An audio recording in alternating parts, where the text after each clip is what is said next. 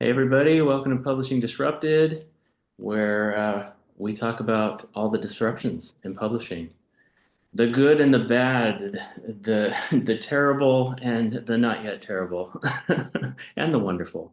I'm Mick Silva. I'm an editor in books, and we also have David Morris, publisher of Lake Drive Books and literary agent at Hyponymous Literary. nice and I am Rohadi Nagassar, coming at you from Treaty 7 up here in Canada. And I'm an author. Just recently started agenting as well. Thanks for having me. nice. Welcome, Rohadi. Hey, appreciate you being here. And yeah, David, you basically we had been talking about you know, not just disruption in general, but like specifically to the like traditional model and how kind of what you're doing at Lake Drive and also as an agent is sort of leaning into that. I'm trying to lean into that professionally as well. Some of the changes that are going on, and Rohadi, we were kind of hoping that you could speak to some of this too and what you're seeing. And when just before we got on, David had shown me you're doing kind of it looks like an online course that's coming up. I figured I'd give you a chance to like talk about that at some point, but I would love to hear more about this, just kind of as an introduction to what you're doing.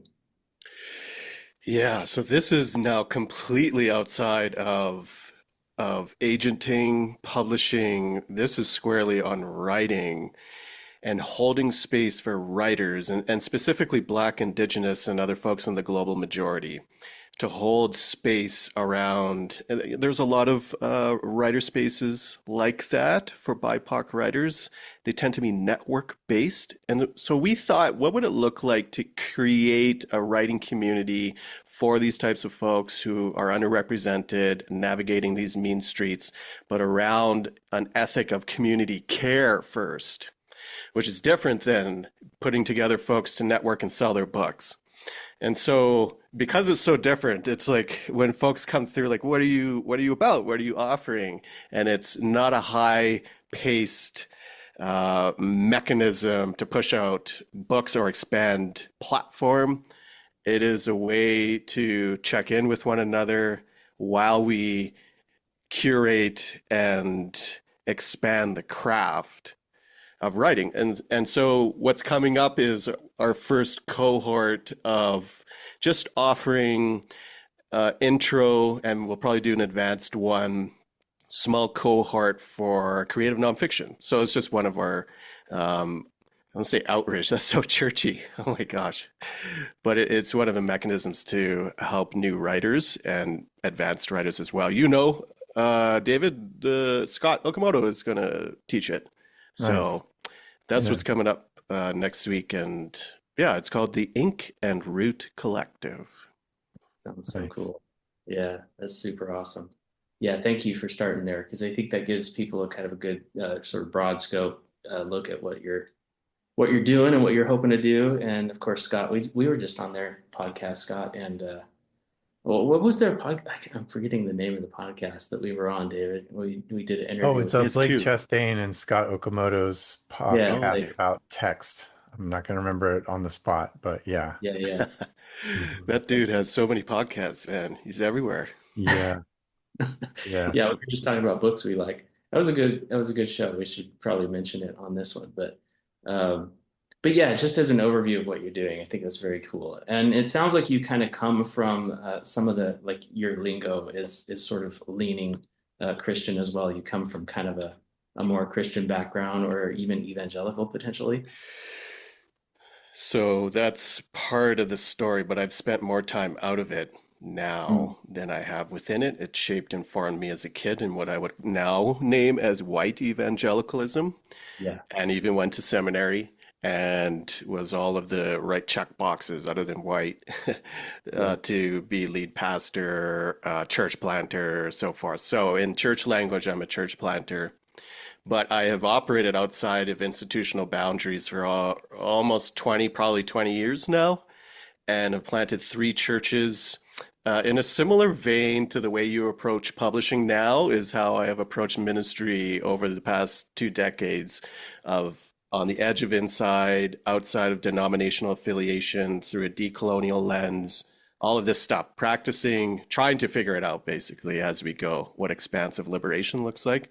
So, yeah, I have all the language. I'm an expert in that type of stuff from the past, but it's not my world anymore.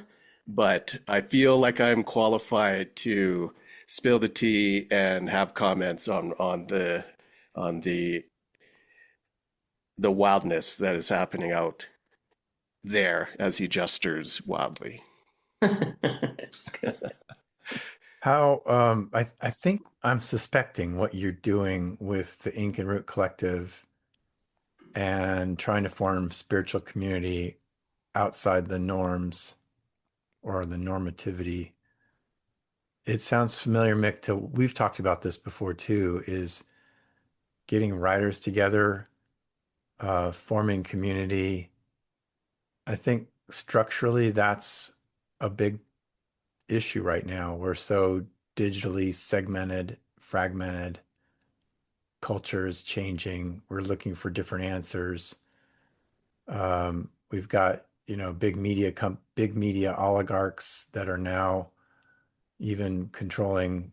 I was just reading about CBS today and what's going on, how they just acquired the online magazine Free Press, but they also have some definite conservative directions going on, which is interesting. And it's owned by a billionaire, a young billionaire now.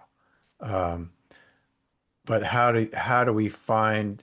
I mean, our biggest challenge in publishing has been whether it's in the deconstruction space or whatever space we're in, even in the mainstream spaces, this challenge is there, is how do you find community around culture? Um, so it's tough to get books discovered now, for Mm. example. We don't have like we came from an evangelical publishing world where they had huge email lists for churches, and they had a whole portion of their business. Unlike most like New York publishers, they had a whole business unit just for sales to churches with a giant catalog, hundreds of thousands of emails for the 330,000 churches in North America or whatever it is. But now we really struggle with some really good books to, find that sense of community. I've been reading up on this a lot lately, and it sounds to me like with this writing cohort, that's, you're trying to not just sort of develop space for opportunity, but it sounds to me like you use the word, I think, community or support in the way you're structuring it. Is Yeah, that is that community ringing? care. Is that resonating?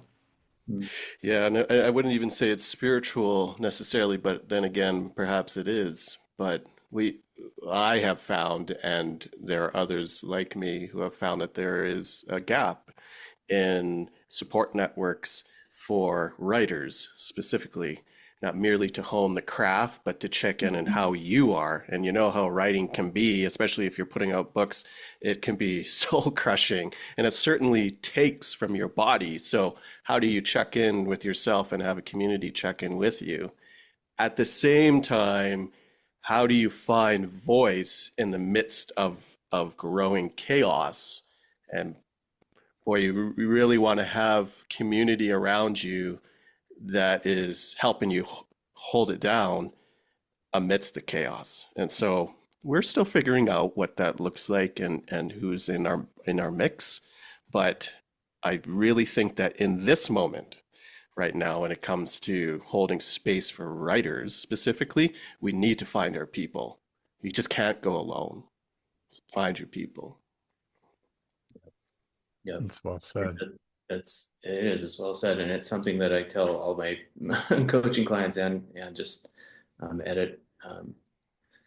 When I'm doing an edit with people, it's like the acknowledgments page is kind of typically where I would. I mean, you're making all kinds of connections between people when you read them as a professional, and I'm just telling people as part of the professionalism like movement toward your more professional career that you're having, like start with that acknowledgement stage, because that's going to tell you, I mean, who are the people that are holding up their arms too, and kind of helping them understand, oh, where do I belong in this mix? And you got to be writing your own acknowledgments page pretty early on in the process in order to even kind of understand. I mean, at least mentally, who are these people? That I'm both gleaning from and helping. Shepherding is another word from my past that I hate, but I just, it comes out.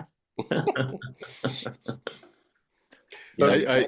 I feel the same kind of push, and I'm comparatively young. I'm in my early 40s, but even now I am thinking of in what manner can I make those who are coming behind me better and have them find opportunity that I never ever had Yeah. 10 years ago, even in Christian publishing. When I started 10 years ago, I can't name a single Christian literary agent who is BIPOC. There Yeah. were none. Yeah. I looked, and that's only a decade ago, and there were none, and it's totally shifted now. But how can I now? And part of me is actually laments that because no one did that for me. And now it's like, what about my turn? But we push that aside because there are so many important things to speak on when it comes to the hope for collective liberation in our world. So that excites me. But then you also hold the lamentation component of that as you navigate a real tough industry. Oh yeah, exactly. That's a Exactly. little surprising to me to hear you feel like it's shifted now in terms of the diversity among literary agents in religious space. Certainly the Well, one yeah. depends on what you're talking about, but even the progressive religious space, yeah, it still feels pretty It's still pretty. monoculture to me. Oh, yeah. And what I'm saying is before there was none, and now there's one. Yeah, okay. So I Or, mean, it or went up maybe one besides 100%. you. I can think of Yeah, one yeah. besides you, and that There's person one agency that I can think of, and then that's right. I wouldn't even count myself. But yeah, and I think that's reflective of the market too. So, Yeah. that's Yeah. yeah.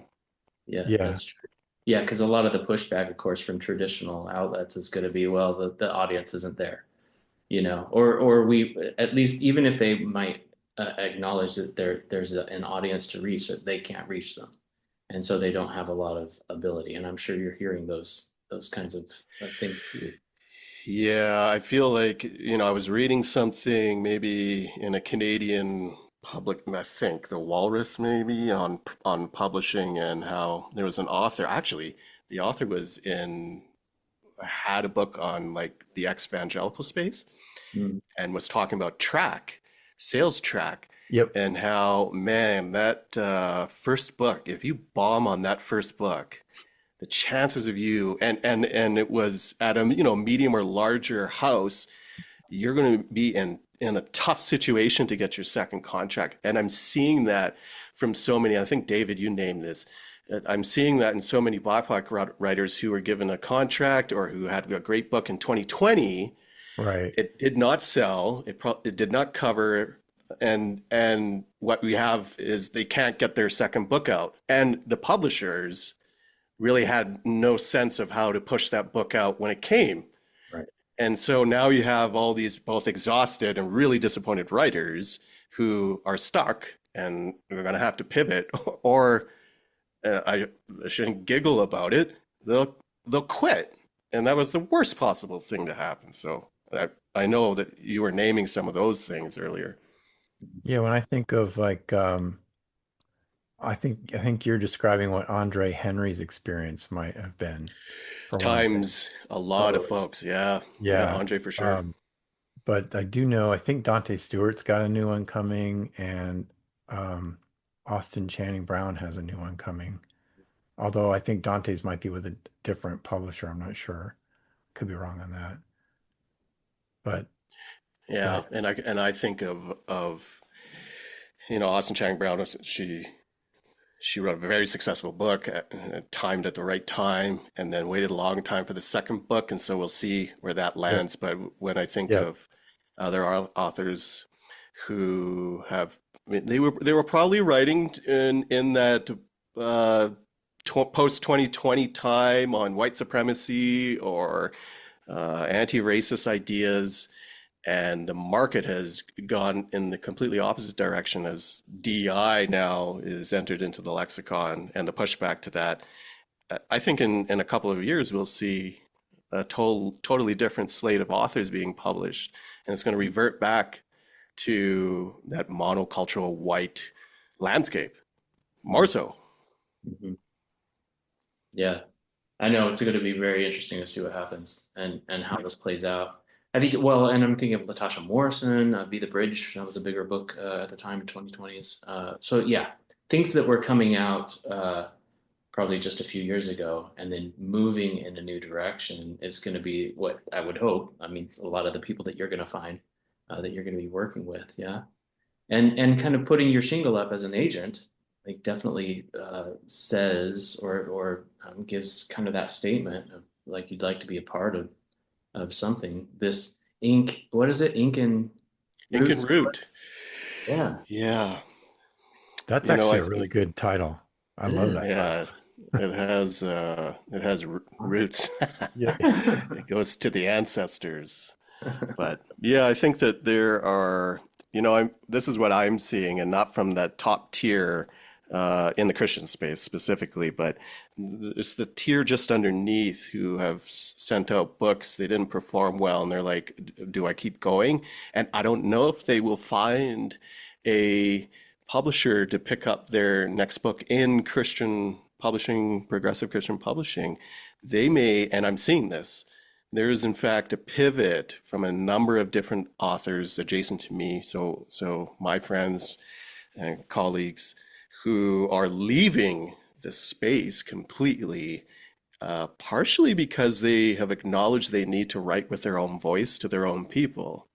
And so they're pivoting to different genres, which in some ways gives them, it opens the door for more opportunities, especially if you've been pigeonholed within Christian spaces.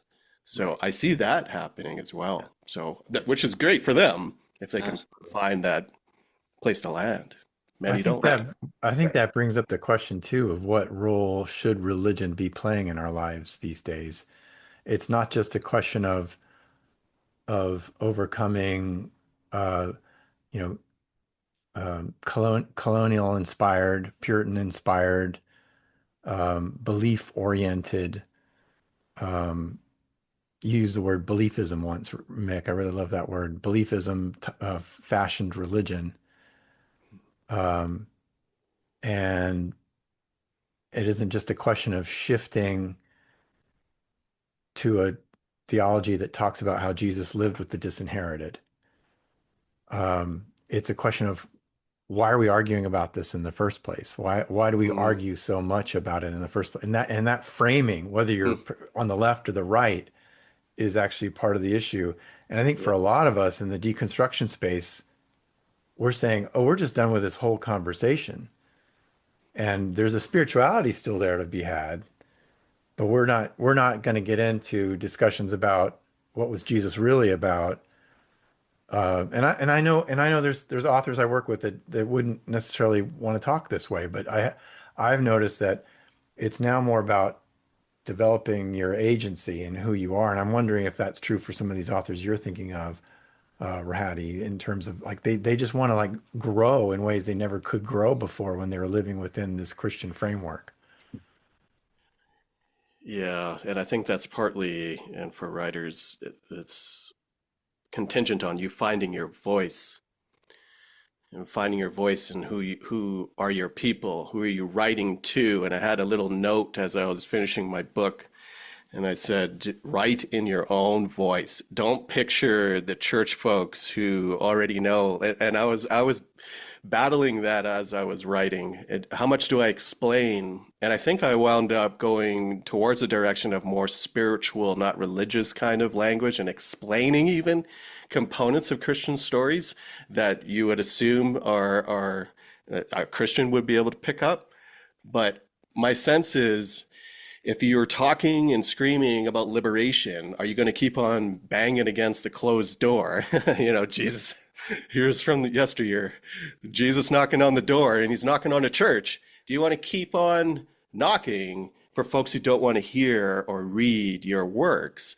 Or do you want to find your niche and some genre around liberation? Maybe it's activism. It could be these different components that match your voice. And that's the shift I'm seeing. More folks who are embracing that, and they know that that's going to totally shift their aspirations as a writer. The hopes they had 5 years ago of making it big in Christian publishing. Yeah. If you keep on hanging on to that, you're going to be so disappointed and gutted when it doesn't happen, or you pivot and you wind up finding the place that maybe you were supposed to be all along. Yeah. Mhm. Yep. Yep.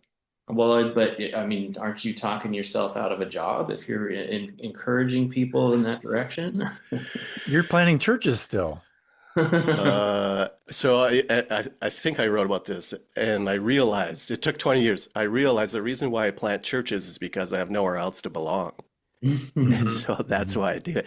And so it's Mhm. not a matter I'm a church planter. No one would have me. So I just create space for me and six other friends. Like, it sounds very official, church planting. Until you come, it's like there's like a Yeah. dozen of us. And there has been for 15 years. Yeah. And is that a success? Well, the Leadership Network's not going to pick up that book, Yeah. but that's the place where I've landed. And I think, and this is akin to the shift in publishing, is that you find your people. And if you can find, and there are hard parts to this, but if you can find your people who will continuously buy your stuff, suddenly you don't have to be in the middle of the beast Yeah. in order to Yep. keep writing and selling. But yeah, it totally does. I work myself out of a job. Thank God I don't need this job. The same thing with the writing. It's like, how many books do I even have for the Christian space? And I think I might have one, but don't tell anyone. Like, I'm trying to pivot out of this Yeah. into, and and so this is the learning I've had to do, is that I'm looking at the Canadian, because I'm Canadian. It's been really hard to break through in the US, obviously, but looking at Canadian creative nonfiction and that whole industry, it's its own thing. So Yeah. Separate maybe publishers, separate book selling network. everything. Yeah, Yeah. yeah, yeah. So it's kind of like starting from scratch, and there's pros to that because you're new and you have some books under your belt. So maybe you'll get a chance, but they're cons. You're new. So Sure. Yeah. Well, and anybody's debut is treated a little bit different and special. So maybe you can have some of that uh yeah. cachet, right? Yeah. And hopefully, and I think of folks and the track, right? It's always the sales. Yeah. And that if you get the opportunity to switch genres, that it matters slightly less. Mhm. Could be publishing, how specific, but I'm banking on that. Yeah. No, I think Well, that's there's more readers too. I mean, that's if you go with a certain genre, well-known genre, with like in a fiction genre these days, there's just more reading going on. And then you have like the evangelical Christian market where it's like, books upon ad nauseum, and there's a lot of reading going on there. So it's easier. But do you want that easy path? You definitely don't want the evangelical one anymore. There is a easier path with certain fiction or even nonfiction genres, even though it might be more crowded. yeah. Mm, Um, I do think that like I ask this question about myself at Lake Drive all the time. Like, am I a religious publisher? I try not to come right out and say that, Yeah. but it's pretty self-evident what we're talking about when you look at a lot of our books. A lot of it's been memoir, mhm, storytelling, a lot of it from the margins. Um, but we've talked about this, Mick, that in today's marketplace, it's hard. You can't scale like you used to. If you could break through the ceiling, you could scale, but even that isn't there, or the ceiling is a lot higher now. with Mm, the big publishers, um, with more celebrity books, more high platform oriented books. But mhm, if you can find enough, you said a minute ago, Rahadi, um, that Rahadi, sorry, that if you have your group around you and they're buying your books, that can be enough. And it might take a while to figure out what that critical mass is so that you can actually make a living on it. But you Mm, don't have to. You don't like I don't have to draw enough revenue with Lake Drive Books to pay a almost a seven-figure CEO salary, which is what some of my former bosses were making. Some of them actually were making even more than that if I go up another boss or two. It's like, what do you even do with all that money? It's a lifestyle thing. It's like buying the house in the right neighborhood thing. It's whatever it is. But I think when you get, and honestly, all of the big five publishers are working with executives who are in, a mid, oh, well, let's say a low to mid six figure number, and the elite executives are high six figure, if not seven figure. All of the big five publishers, their leadership teams are all that paid that well and up. And you kind of have to ask yourself, why would you want to publish there if you're trying to form like yes. local community, if you're trying mm. to write and publish with integrity? Um, what does that say about those books? Now, I'm not saying all those books are wrong, all those books are bad. That would be hyperbolic. Um, but what is it leaving out Mm, if you're not paying, and also we had to come up with a pretty big profit margin, like well over 50%. Yeah. And by the way, they would change the finance people with the CEO's blessing would change that profit margin we were required to hit without consulting with us publishers and the kind of constraints it put on what we're able to choose, what we're able to acquire, if any of that makes sense. Now I'm kind of going on a rant, but I'm curious. okay. So you have another book coming out in May, I think. Um, that Hmm. one is Whole Whole and and human. Human, Yeah. 40 Meditations for Liberating Body and Spirit. Talk about, and that's with Harold. Talk about Hmm. what your like what's your goal there in light of what we're talking about so far. Not that I'm putting too much into that question. Yeah, thanks for sharing that. And the 50% is like throw in the sad trombone there. Uh, yeah, what's the hope of Whole and Human? I actually pitched an anti-Lent book. I was like, Lent? No way. We can't do Lent. Like, not anymore. Have you looked outside? That doesn't work. And they're like, Lent's too small. Can you do something that's general? And so I just sort of had at it. And it's kind of neat because it's a different style of writing. You have to do vignettes. Basically, they're essays. And they embrace these aspects of embodiment, which I think it's to a Christian slash spiritual audience. Embodiment, we've very disembodied people, and we need to recover a connection to our bodies. It centers around justice, and then it centers around decolonial practices, mostly around land-based education and also connections or tethers to the ancestors. So I'm always trying to push Christians specifically, and then those who are now adjacent to Christianity, to think in more liberative ways. And the challenge has been, in what manner do I hold the hands of mainstream folks? And in what manner do I just let that go and say, listen, you're already interested in this pursuit of justice. You're already there. I don't need to explain it. And so here are the ways we can go even deeper. And so that's the attempt. And I can see myself continuously writing these, liberation and justice is not owned by the church.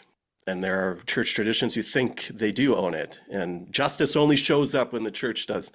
And when we learn that the expansive ethic of justice and love out there and God is working with or without the church, which is a theological position, of course, but I think that there is a lot of folks looking for this type of book, um, meditative spirituality. You just think of even the big versions of like a Deepak Chopra or there's like everything new agey, I guess. I don't know specifically what that genre would be, but so yeah, the hope is to cast a wider net than When We Belong, the book just before that, and see if this one ultimately gives folks more hope and expansive imagination to find their own wholeness and liberation.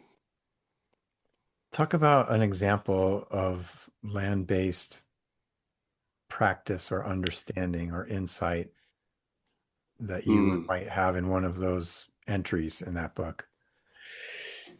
So when I introduced myself, I said that I live on Treaty 7 territory. And so in Canada, being on treaty lands, that means that the Crown, the British Crown, signed a treaty with the Indigenous peoples who were on the lands. And there's arguments, and it's true, that those treaties were not signed above board. But our call, at least, is to become good treaty people. And so when you use words like reconciliation, which Christians would know that term, but in a more expansive way, reconciliation is how we might live well between all things, to be in right relationship between all things. And so that's not just relationships or interpersonal relationships. That includes how we relate well to the land, to the animals, to the environment.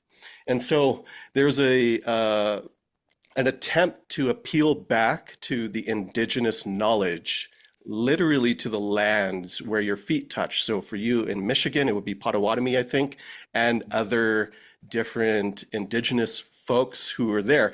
What are their teachings that are decolonial in nature that you can appeal back to and tether yourself to outside of colonial imagination? And so land-based education is a way to literally root yourself into the stories of the lands where your feet touch. Mm. And then from there, hopefully, you can navigate into a more liberative way of being here, being here in this world. Mm-hmm. That's Do very you cool. mean even so consulting the traditions the indigenous traditions in the land you were in to hear the stories that come from that land that lived on this land? Yeah. That sounds Yes. And interesting. so, yeah, it's not in a matter, this is the work of decolonization. It's not a matter of you assuming ceremony or religious practices. It is a matter of humbly putting yourself at the feet of traditional knowledge keepers and what they have to teach. So I am lucky to have relationship. You do that by relationship to knowledge keepers from these lands, and they teach me. They don't need to, but they teach me different ways of being. The other tether that is connected to that maybe folks can connect into, Canada's a little different than America in that regard, but is to tether yourself to your homelands, not America, where your people are from. Right, right. Keep going back to tether yourself to those original lands and then appeal to those teachings and the knowledge that was there. I think there's an idea somewhere within that, especially in an age where everyone thinks that the outrage radio or podcast host has all the answers, and there's national mourning when we lose them. It's because there is a distinct disconnection to our identities. We have the wrong roots. And so how do we appeal back to something that is rooted, that is attached to a bedrock idea, that's beyond just whiteness or racialization or all the isms, right? Right. So that's where I'm going with that. Some of these ideas are pie in the sky, man, but it's I don't we're gonna know. put them in book form to try to sell 1 million copies of land-based education. Dude, are we talking about decolonization? And then all I can do is flip it into capitalism and how I can sell it. Oh, I'm the Sell worst. just enough. I, Sell I, just Yeah, enough. just That's That's okay. right. And Selling's give not away the bad. It's rest. just how much you sell and Yeah. who gets exploited if you sell too much. Yeah, You always. talked you used a minute you talked about uh going into evangelical publishing and I don't know what it was. It was something soul. You said something that made me think of like soul sucking. And I think when you are successful in evangelical publishing, there's a certain soul sucking that goes on. Hmm. Yeah. What do you mean? Oh, well, you just become so detached from yourself. You become so detached from reality. Huh. You're spoiled on the scale at which things get done. Your content integrity is there's nobody holding you accountable for that because it's so platform oriented. It's a Hmm. popularity contest. Hmm. Um, I don't know how I didn't mean to get off on that per se. I'm more fascinated by what you were just talking about. Because I've I've studied this myself quite a bit in how rudderless we are in terms of our identities and culture, Yeah. particularly those of us of European descent. We lost a lot of our culture. Yeah. They Yeah. vanished when so many of us came over here, oftentimes not just to have religious uh or I don't even use that phrase, but to do what we wanted to do religiously, but it was also very much tied up with doing what we want to do economically and finding fortune. And that narrative is Absolutely. still so much there. And so that's so interesting how you picked up on how we will mourn things in this country where it's like you're mourning the wrong stuff, Mm, you know? mm-hmm. Yeah. Because your roots are malformed. They are rooted in these lies. For example, whiteness, this system of which derives identity for so many white folks, right? So if we pivot that idea into publishing and into, say, the deconstruction realm, it's like, what do you have to offer as these, you're just talking about platformed authors and that's kind of where publishers are picking up those with the big platform. What do you really have to offer us in terms of a renewed or different ethic of living and thinking? Like, Hmm. but you'll sell books, Right. we hope. Hmm. That's Hmm. that's the promise at least. Or the carrot at the end of the stick. Yeah, well, and I hear you talking about a kind of a connection, right? I mean, and to go back to, I guess, the ink and roots, it's like, I mean, unless we know the stories of where we come from, we are disconnected. And so we will Yeah. insert stories in order to create Yes, a connection. We don't know exactly. even if that's true, but we just need something, right? So we'll just take what's Hmm. expedient.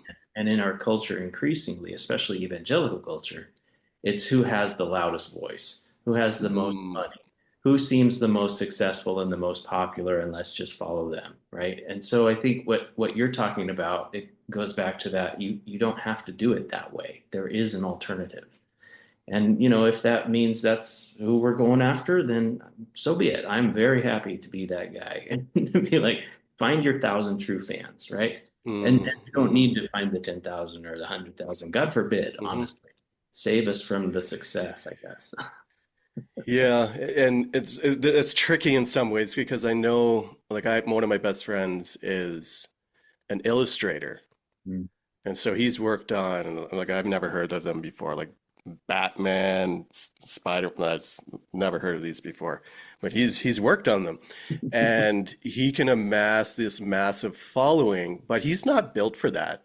He's a creator. He's an artist. He's not going to try to manage 10,000 people, and he Mhm. could. And it's like, dude, you could build your following and never have to work another day for DC or Marvel. You don't have to do it, right? But he may Especially not, illustrators, they can easily get stuff on social media and people will pick up on it. Yeah. and that's like not his thought process. Brain doesn't work that way, and so even getting the 1,000 or 10,000 still calls an artist to go do something that maybe is not their gift. Yeah. And that's the challenging part. But whew, if you can find that, and you can find that in a collective of a few faithful and forgiving friends, like, oh. Like now we're talking. Now we're talking. Exactly, exactly. Now you're connected to something. Now you can glean from the community the stories that exist because you can't know all the stories. You can't hold all the stories. Mm-hmm. One Mm-hmm. of the stories from my ancestry, and it's only half is Portuguese, but there's the Mm-hmm. old story that I know from my grandparents, which basically is that you need the group. It's like the idea of it takes a village.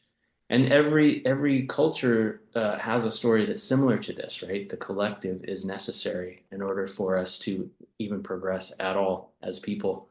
And I'm really inspired by the idea that you're promoting, this idea of just connection being kind of the goal rather than necessarily success, money, fame, power, position, whatever that is. Those are colonial ideas. Those are ultimately like, that's not what we're going after. Um, Yeah. But tell that to the first time author, and right, that's a right. tough sell. It's a disconnect. Exactly right. That's a tough sell. Like all these new authors, they're looking for the first deal. Like they have high aspirations, and whew, the majority of us are going to be devastated. hmm hmm Yeah, no, Yeah. you should want community rather than money, right? Yeah. Well, that's Mm. nice, but I'd also like some money Hmm. in order to live, you know? I mean, Uh, that's part of it's not the purpose of Ink and Root, but in the back of my mind, as I talk to like, and I'm not going to name drop, but some high up folks in the Christian progressive space, it's like, what if we took our voices and collected them in one space instead of putting them into this publisher, this publisher? What does that say about our thought and what we're putting out into the world? Do we have more control? Do we, I don't say Yes. control the space, but like rather than just one all over the place, I have aspirations. that's Yeah. good. Well, I agree with that. Yeah, yeah, I yeah. think that there's so much to publishing that is old school. It's built on old models. It's built very much on a sales team model. So having a big sales team, it's which creates a lot of overhead, which is why publishers need those big profit margins. That's part of the Yeah. reasoning. But in today's marketplace, I mean, that's if you want to talk about what the biggest change that's happened at book publishers, they let go a lot of their sales teams, but Mm, they're still too top heavy with regard to playing into the physical bookstore market, which I'm all for, especially local community bookstores. But but but it's also not acknowledging where we are with where sales actually happen most of the time. Like 95% of the Lake Drive book authors are through online retailers, and you know which one, whether I like that or mm, not. mm, Um, but I but th- so I think there's so much. Like I hate it when like I've talked to progressive authors and I've mentioned advances that are out there, and um, but I also say these are with publishers you might not want to work with. It's hard to say as an agent, actually, sometimes. But I do think there's so many advantages to working on a different publishing model in a sort of like group together in a different publisher or institution. I would love Lake Drive Books to be that kind of uh, outfit, like doing publishing differently. Like you mentioned, um, a creator who has a hard time with online platforming, and there's dissonance there, and I understand that. Well, publishers have the wherewithal to actually help train them, if not mm, actually do some of it for them. I've helped authors with websites. I've helped authors with um, getting started on Substack. Uh, I know a marketer who once gave podcast equipment to an author, even though our higher ups would have said that no, don't do that. But that's what publishers really ought to be doing today. They work on money that they have from a long time ago, books that sell really well year in and year out. And most of mm, the new books, the majority of the new books, some of them might break even for the year, but most of them they're losing money on. and they're paying for all of that with books from the past. Right. Hmm. Uh, so I mean, I could fill in all kinds of details, but I really do think for authors who want to reach a community that's not connected to normalized majority culture, which is hard to do in this segmented marketplace, there's new tactics that we can engage in from a business and commerce point of view. And so I would, join me or I'll join you, Rohadi, and we'll get it done. I love that collective idea. Yeah, I mean, just an idea. It's a tough sell, you know. It's a tough sell even to BIPOC authors to, Sure. because you really have to go through the ringer before you the allure to be traditionally published is still too big. Absolutely. Of course. Yeah, Yeah. yeah. No, I tell people all the time, if you can, you should at least try, right? I think, Yeah, yeah, yeah. yeah, you're Like, always why going to not? wonder, yeah, could I have done that? Could I have gone big? Well, everybody's got to kind of like cross that off their list, I suppose. That's a good word. And then Well, Cross it eventually, off your you list. mentioned it earlier in our conversation about certain, we were talking about in particular certain Black authors, and you made a comment about how things might not have worked very well for them there, and their publisher might not have understand their network. And I can tell you, some of these publishers, they do know some of the main things to get done, and they can connect to an author's network. They're not completely tone deaf, but some really are. And I've often used that. I mean, it comes down to things like, do they even know the podcast network, like the Deconstruction Space podcast network? Do does a does a big five publisher that some of these influencers are signing with know that podcast network? They don't. I've seen their marketing lists. They don't, and I'll make suggestions as a literary agent. They've got some of them. They've figured out some of it. There's tools out there that can help them find them, but they don't have an organic relationship to them. And they've got a big enough team that they can kind of get underneath it and they can make some stuff happen. But is it really a dynamic that is healthy? That's the question I have. yeah, and there's a boilerplate, right? They're going off of typically it's just another list to have things to cross off on. And they're really relying on the author's platform for most of it. I mean, some of these authors who have big followings, they're not necessarily getting media, which is what some of these big five publishers are really good at. Hmm. And even if they got the media, you can get into the Atlantic. Well, the Atlantic might sell. I mean, it also becomes a question of like social structure and community. The Atlantic is really more for like what I'm just speaking in sort of very broad terms and shorthand is more for like coastal elites and that literary culture of coastal elites. And none of the authors I work with are very interesting to most of those people most of the time, unless you're like a Sarah McCammon, who now I am bringing in names here, who has NPR credentials and politics credentials and knows a lot of people in media. And I think that's what helped a lot there for her. But even that's limited because that's not a TED Yeah, Talk high concept type read. I mean, right. people kind of already assume they know what that is. Um, yeah, I think we're saying similar things in that we don't want to be going after stuff that's just pointless to go after. Like, right? There's some low hanging fruit when it comes to going after the authors, at least for us as independent businessmen and as I guess just aspirational community based whatever you want to call this, I guess businessmen.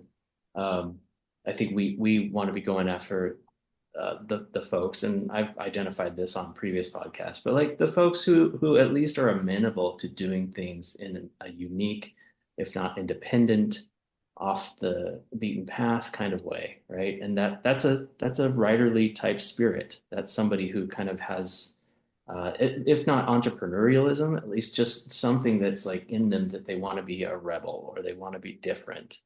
Um, there's a community there that needs to be served. And I think a lot of times that's not going to be at the establishment outlets. And so I'm I'm excited because to meet people like you and others who I know are kind of that same spirit and mindset. Whether you come out of big publishing like we do, or you just are someone that sees what's going on in the world and wants to get involved, to realize that there is hope of something being different, and that you can put your shingle out and make a go of it still in this late day and age, right? 2025. Um, I don't know. We need some inspiration, you know? I feel like that the writers are out there, but there's just the business side of it. There's Yeah. always the business side of it. Even I love that example is a good one because it even brings up a question for you as you consider like who would you publish? Because when I think of who's being published specifically in the deconstruction space, platform is like, whoa, that's it. Whoa, platform doesn't matter. Nothing else. It's platform. And Sarah's book sold really well. I feel completely outside of the juggernaut of Christian publishing. And I don't know, David, you may know, but I feel those influencers, and that's what they are, would have a better go at it if they went to an independent publisher. But the question is, would you publish them? Because are they really operating in such a way that is liberative, that is in a different way of organizing and seeing the world, or are they just a big platform showing up looking for a book deal? I guess that's a question. That's the question. That's Yeah, that's a good question. that's the question to ponder. Would you publish them? Yep. Talk a little bit about the agenting work that you're envisioning, and maybe we could wrap up with this, Rohadi. Are you targeting certain authors? What would you like people to pitch you if they're happening to be listening to this? What publishers would you be pitching to? Are you able to pitch to publishers in the States? I was just thinking about that earlier. That is. Um, I don't know why I wouldn't. Maybe Yeah. tell me off air why. I don't Um, know. I don't know. No, I don't know why. No. There shouldn't be any. I I just know there's a am, different publishing companies in Canada, and maybe at yeah, least have yeah. that as an added opportunity. Yeah, and I think everything is quite niche, and so you kind of roll with what you know. And so for me, that's probably predominantly Christian progressive, but now increasingly Canadian nonfiction. I have, I'm just after really good ideas, and I think after a while, you two know this, of you're able to spot a good idea and a good writer. And so that's what puts me out. This isn't to make my seven figures, David. This is to get predominantly underrepresented authors out there.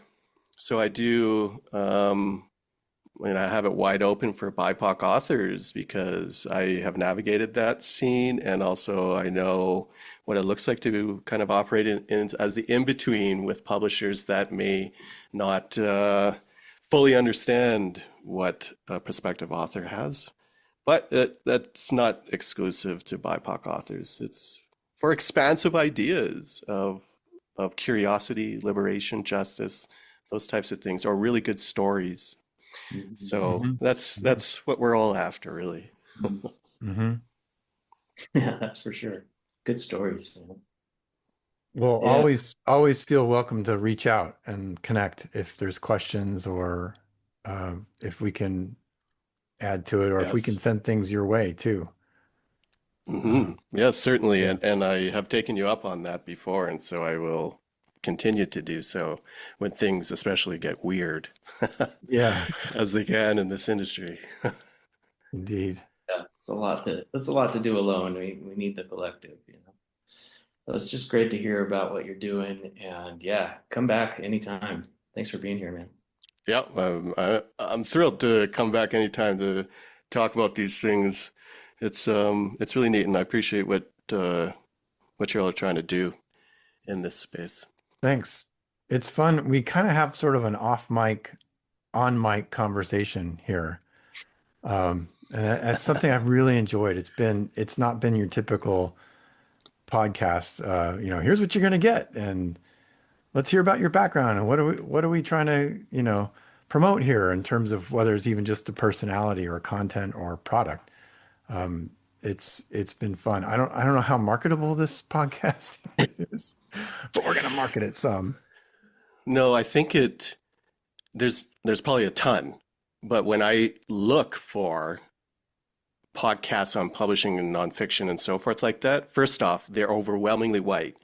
Mm. But secondly, um, like there's not that many, and something like this 10 years ago I would have been all over something like this. Like Hmm. it's gold. Like just sit and listen. And so there is market for this. So yeah. Thank Yeah, you. I feel the same. If I was an author, I'd be like, this is what I needed. Yeah, there's so much wisdom that David shares each week. And then articles like the one in the Walrus that you mentioned. David sent that over and we were Yeah, we were talking. just reading that actually. Yeah, which is a Okay. So Canadian yeah, yeah. Canadian Yeah. media outlet actually. Yeah. Mhm. Yeah, and the author, and it's kind of like similar, like Sarah's book and the author that was mentioned in that one, which is like another deconstruction book. It's like I've Yeah, her never book was heard of either of Heretic. them. Yeah, Yeah. yeah, Heretic And was it's the like book. how siloed I am that those were just completely adjacent Yeah. and I'd never heard of them. It's just maybe that's just how social media works now, but Well, and it speaks to the fragmentation, right? So, I mean, it's another reason to do this. But yeah, please do come back. mm, I'd love to have you yeah, back just to hear some of, what you're anytime. getting on the on the down low, Well, thank you Thank you. again. I'm going to actually hit stop recording so everybody can stop listening now. I keep thinking this is an epilogue. This is an epilogue. Yeah, no, catch you next time. Well, Thanks, you can Rohadi. cut it wherever you want. Yeah.